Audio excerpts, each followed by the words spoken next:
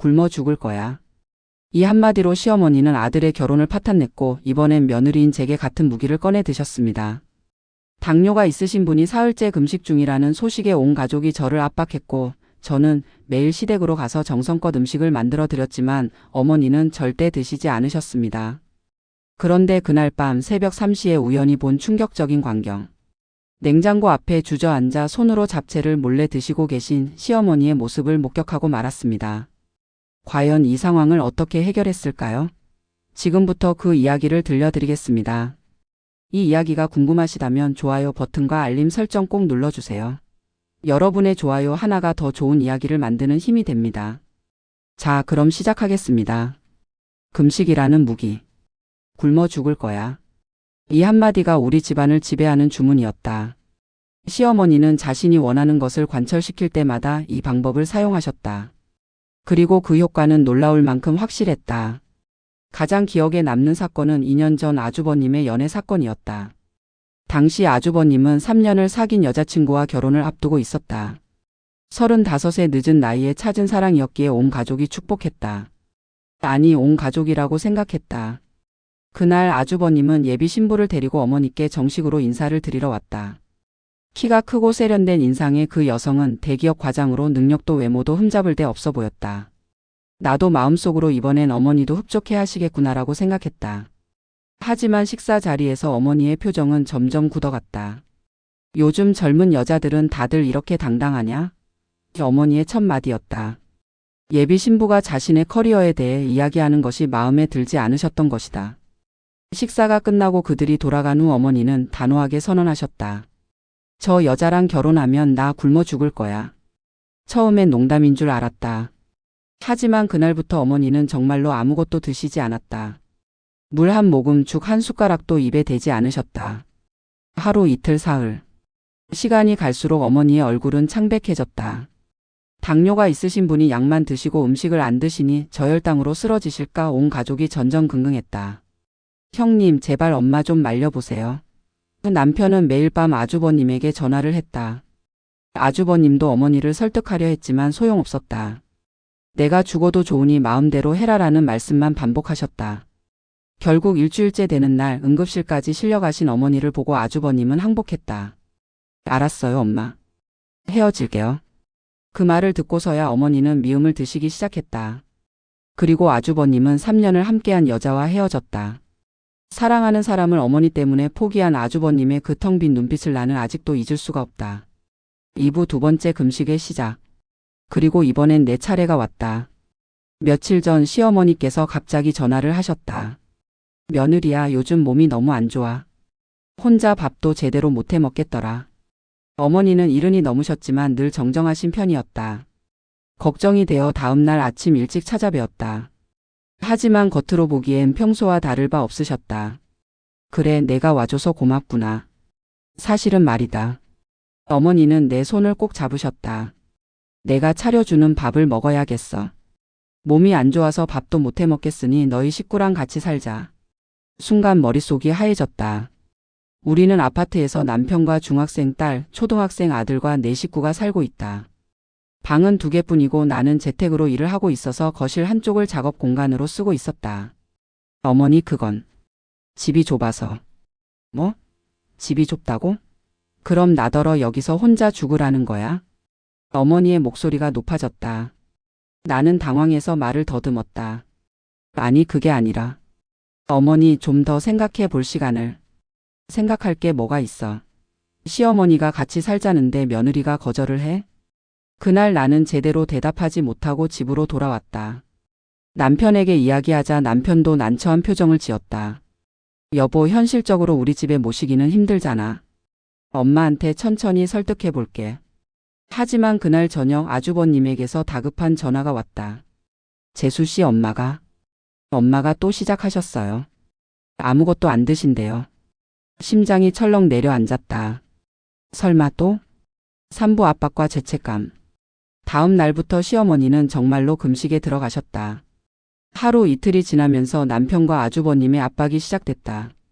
여보, 엄마가 당뇨약만 드시고 아무것도 안 드신대. 이러다 큰일 나는 거 아니야? 재수 씨 부탁이에요. 엄마 진짜 위험해요. 지난번 일도 있었잖아요. 당신 형들은 왜 자기가 모시겠다는 말은 안 해? 큰형은 전세 살고 형수도 직장 다니잖아. 작은 형은 결혼도 안 했고 우리가 그래도 형편이 나으니까. 나도 일해. 재택이라고 노는 거 아니야. 남편과 말다툼을 하고 나니 마음이 더 복잡해졌다. 물론 어머니를 걱정하는 마음도 있었다. 하지만 한편으로는 이렇게 금식으로 협박하시는 어머니가 원망스러웠다. 사흘째 되는 날 나는 시댁으로 갔다. 어머니는 침대에 누워 계셨는데 확실히 안색이 안 좋아 보였다. 어머니, 제가 음식 좀 해드릴게요. 필요 없어. 난 안 먹을 거야. 어머니 이러시면 정말 큰일 나요. 약이라도 제대로 드셔야죠. 내가 죽으면 속 편하겠지? 그렇게 시어머니가 싫어? 가슴이 답답했다. 뭐라고 대답해야 할지 몰랐다. 결국 나는 그냥 부엌으로 가서 정성껏 음식을 준비하기 시작했다. 아침에는 소화하기 쉬운 단호박죽을 끓였다. 어머니가 좋아하시는 깨를 듬뿍 넣고 꿀로 단맛을 냈다. 점심에는 부드러운 소고기를 간장 양념에 재워 구웠다. 밥도 찰밥으로 지었고 나물 반찬도 여러 가지 준비했다. 저녁에는 더 정성을 들였다. 생선을 깨끗이 손질해서 구웠고 어머니가 유난히 좋아하시는 잡채를 만들었다. 당면을 삶고 각종 채소와 고기를 볶아서 간을 맞췄다. 그리고 시금치 나물, 콩나물, 도라지, 고사리까지 5가지 나물을 무쳤다. 어머니 식사하세요. 제가 정성껏 준비했어요. 하지만 어머니는 고개도 돌리지 않으셨다. 치워. 안 먹을 거니까. 어머니 제발. 시끄러워. 나한테 음식 먹이고 싶으면 너희 집으로 날 데려가. 결국 음식을 냉장고에 넣고 거실 소파에 앉아 있는데 감정이 북받쳐 눈물이 났다. 어머니를 돌보고 싶은 마음도 있지만 이렇게 금식으로 협박하는 방식이 너무 괴로웠다. 사부 새벽에 발견. 그날 저녁 나는 어머니 댁 소파에서 그대로 잠이 들었다. 어머니의 상태가 걱정되어 집에 갈 수가 없었다. 남편에게 문자를 보내고 담요를 덮고 누웠다. 얼마나 잤을까? 문득 잠에서 깨어났다. 시계를 보니 새벽 3시였다. 집으로 가려고 일어나는데 주방 쪽에서 희미한 불빛이 보였다. 불을 끄지 않았나? 조심스럽게 주방으로 다가갔다. 그런데 그 순간 내 눈을 의심할 수밖에 없는 광경이 펼쳐졌다. 냉장고 문이 활짝 열려 있었고 그 앞 바닥에 누군가 주저앉아 있었다. 희미한 냉장고 불빛 아래 그 모습이 선명하게 보였다. 시어머니였다. 어머니는 냉장고에서 꺼낸 잡채 용기를 바닥에 놓고 젓가락도 쓰지 않은 채 손으로 직접 잡채를 집어 드시고 있었다. 그것도 굉장히 급하게 마치 며칠을 굶은 사람처럼. 어머니? 내 목소리에 어머니가 화들짝 놀라 돌아보셨다. 손에는 아직 잡채가 들려 있었고 입가에도 묻어 있었다. 냉장고 불빛 아래 어머니의 당황한 표정이 너무나 선명했다. 이게... 어머니는 급히 잡채를 내려놓고 입가를 닦으셨다. 나도 얼떨떨해서 그 자리에 서 있을 수밖에 없었다. 사흘 동안 아무것도 안 드신다던 어머니가 새벽에 혼자 몰래 잡채를 드시고 계신 모습이라니. 한참을 서로를 바라보다가 어머니가 먼저 입을 여셨다. 며느리야.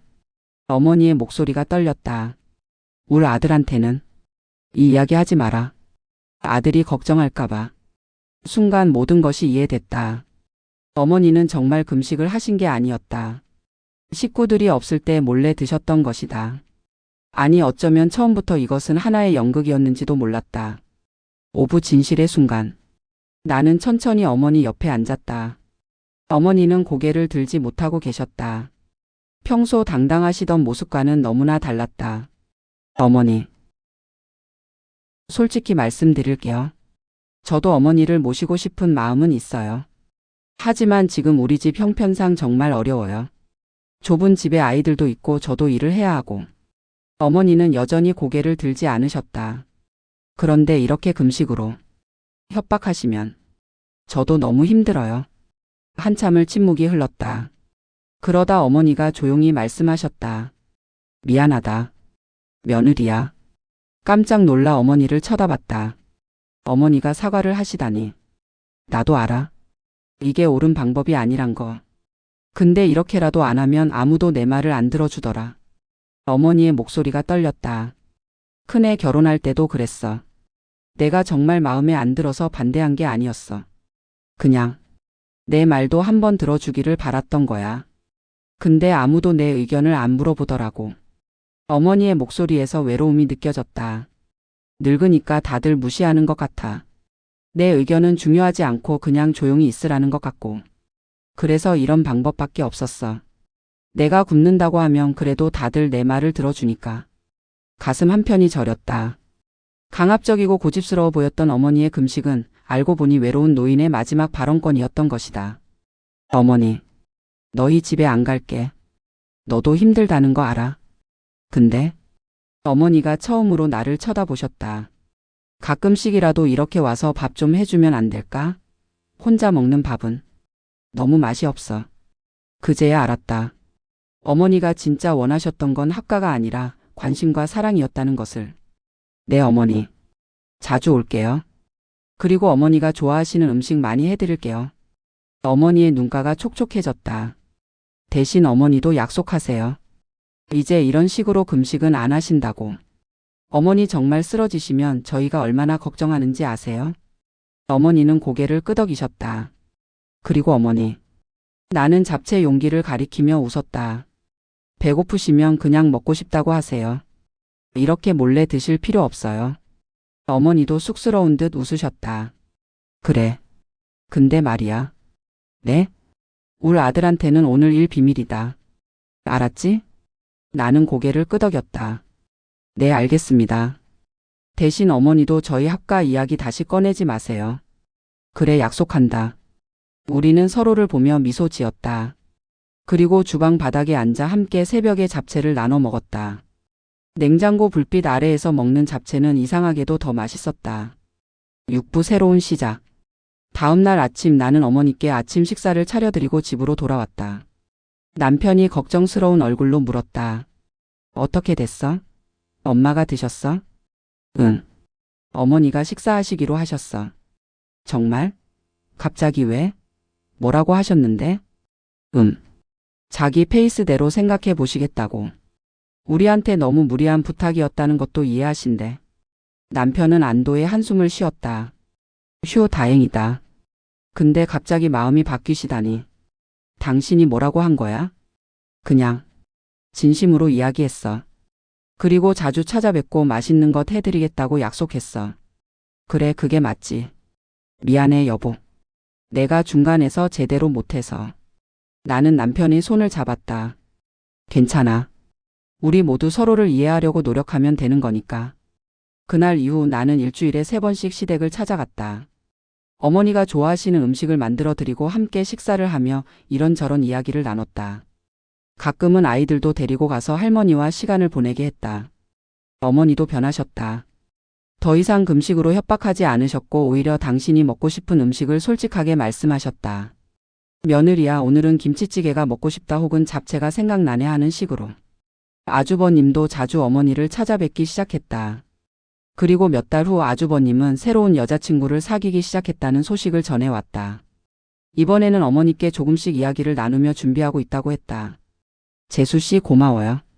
엄마가 많이 달라지신 것 같아요. 아니에요, 아주버님. 어머니는 원래 좋으신 분이셨어요. 그냥 조금 외로우셨을 뿐이에요. 그리고 가끔 어머니와 단둘이 있을 때면 우리는 그날 새벽의 일을 떠올리며 웃곤 했다. 냉장고 앞에서 손으로 잡채를 드시던 어머니의 모습, 그리고 당황해서 날 쳐다보시던 그 표정. 며느리야, 그날 일은 정말 우리만의 비밀이다, 알았지? 네, 어머니. 평생 비밀이에요. 우리의 비밀은 단순히 금식의 거짓을 숨기는 것이 아니었다. 그것은 서로의 약점을 이해하고 서로의 외로움을 알아준 순간에 대한 비밀이었다. 그리고 그 비밀을 통해 우리는 진짜 가족이 되어갔다. 지금도 가끔 잡채를 만들 때면 새벽 냉장고 불빛 아래에서 어머니와 함께 나눠 먹던 그 맛이 생각난다. 그날의 잡채는 내가 만든 어떤 음식보다 특별한 의미가 있다. 그것은 단순한 음식이 아니라 서로를 이해하게 된 순간의 맛이었으니까. 에필로그. 여러분, 이야기 어떻게 보셨나요? 시어머니의 금식 뒤에 숨겨진 진짜 이유는 외로움이었습니다. 강압적으로 보였던 행동도 알고 보면 자신의 목소리를 내고 싶었던 노인의 마지막 방법이었던 거죠. 여러분은 이 상황에서 며느리의 선택이 올바랐다고 생각하시나요? 시어머니와 함께 살지 않기로 한 결정, 그 대신 자주 찾아뵙기로 한 타협안. 여러분이라면 어떻게 하셨을까요? 또한 시어머니의 금식이라는 방법 이해하시나요? 아니면 잘못된 방법이라고 생각하시나요? 댓글로 여러분의 생각을 들려주세요. 비슷한 경험이 있으신 분들의 이야기도 궁금합니다. 여러분의 댓글 하나하나가 다른 분들께 큰 위로와 공감이 될 수 있습니다. 이 영상이 도움이 되셨다면 좋아요 버튼 꾹 눌러주시고 구독과 알림 설정으로 앞으로도 더 좋은 가족 이야기를 함께 나눠요. 다음 이야기도 기대해주세요. 여러분의 일상에 작은 위로가 되는 채널이 되겠습니다. 시청해주셔서 감사합니다.